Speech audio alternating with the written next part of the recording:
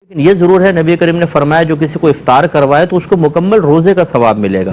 تو صحابہ نے پوچھا کہ کیا یہ پیٹ بھر کے کھلانے والے کو ملے گا؟ فرمایا کہ نہیں، یہ ثواب تو اسے بھی ملے گا جو ایک گھونٹ پانی یا ایک کھجور سے افطار کروا دے۔ تو اسی لیے اگر آپ چاہتے ہیں کہ ایک دن میں 10-12 روزے رکھیں، ایک ایک کھجور ہی بانٹ دیں لوگوں کے اندر، یا میرے کھجور سے افطار کر لینا، 10-12 روزوں کا ثواب مل جائے گا۔ سرعام کھانے پینے کی، رمضان میں سرعام کھانا پینے کی سزا حاکم اسلام اگر ہوتا تو اس کو قید میں ڈال دیتا اور اس کو سخت سزا ہے، لیکن اب بہرحال نہیں ہے۔ اب یہ ہے تو ہے کم از کم سرعام کھانا اگر عذر کے ساتھ بھی تھا تو اب گھر میں کھاتے، اگر خدا نخواستہ عذر تھا۔ سرعام کھانا بہرحال گناہ کبیرہ ہے، اس سے بچنا چاہیے۔ بعض لوگ پوچھتے ہیں کہ کیا روزے کے لیے سحری کھانا لازم ہے؟ لازم نہیں ہے، سنت مبارکہ ہے۔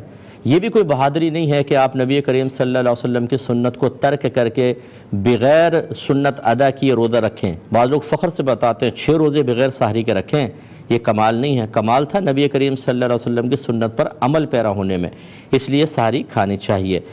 فقہ حنفی میں جو بدنی عبادت ہے، خالصتاً بدنی عبادت، خالصتاً بدنی اسے کہتے ہیں جس میں مال کا دخل نہیں ہوتا، خرچ کا دخل نہیں ہے، جیسے نماز، روزہ، یہ کوئی بھی کسی دوسرے کی طرف سے نہیں رکھ سکتا۔ لہذا فرض کر لیں اگر آپ کسی عذر کے سبب روزہ نہ رکھ سکیں تو بعد میں صحت کا انتظار کریں۔ اگر ڈاکٹر کہتے ہیں بعد میں بھی صحت نہیں ہے تو پھر اس کا فدیہ ہے، ایک صدقہ فطر کی مقدار ہر روزے کے بدلے میں آپ کو صدقہ کرنی ہوگی، رکھوا نہیں سکتے ہیں۔ اور بھائی کی ناک سے اگر خون جاری ہوا تو خون نکلنے سے کوئی فرق نہیں پڑتا روزے پہ، روزہ قائم رہے گا۔ ہاں اگر فرض کر لیں کہ ناک سے حلق کے اندر چلا گیا اور حلق میں ذائقہ محسوس ہوا تو روزہ بریک ہوگا، لیکن صرف ناک سے خارج ہونے سے کوئی فرق نہیں پڑا۔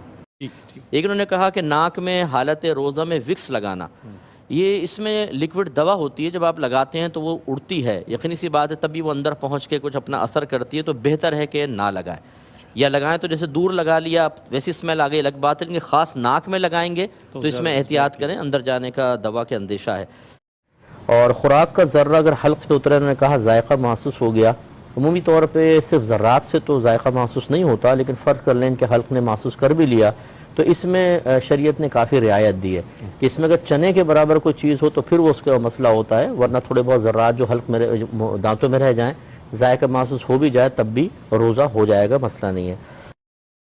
کسی بھی طریقے سے خود پر غسل کو واجب کر لینا، ایک ہوتا ہے واجب ہو جانا، ایک ہے واجب کر لینا۔ واجب کر لینے سے روزہ ٹوٹتا ہے، لہذا کسی نے ویسے ہی غیر فطری طریقے سے روزہ اپنا غسل واجب کر لیا یا باقاعدہ زوجین نے جسمانی تعلق قائم کر لیا تو اس سے روزہ ٹوٹ جائے گا۔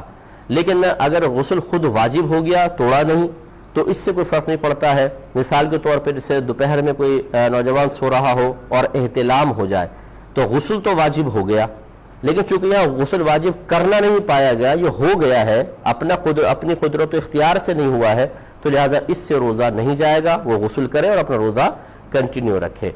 حالت روزہ میں غرغرہ نہ کریں، ناک میں پانی نہ چڑھائیں، ورنہ روزہ ٹوٹنے کا اندیشہ ہوتا ہے۔ کسی پر غسل واجب بھی ہو جائے تو وہ صرف کلی کر لے، غرغرہ نہ کرے، اور تھوڑا سا ناک میں جہاں احتیاطاً جہاں تک پانی وہ چڑھا سکے کہ دماغ کو نہ چڑھے وہاں تک پانی اوپر لے لے، باقی سانس کے ذریعے اوپر کھینچ کے نہ لے کر جائے، شریعت نے اس کی اجازت دی ہے۔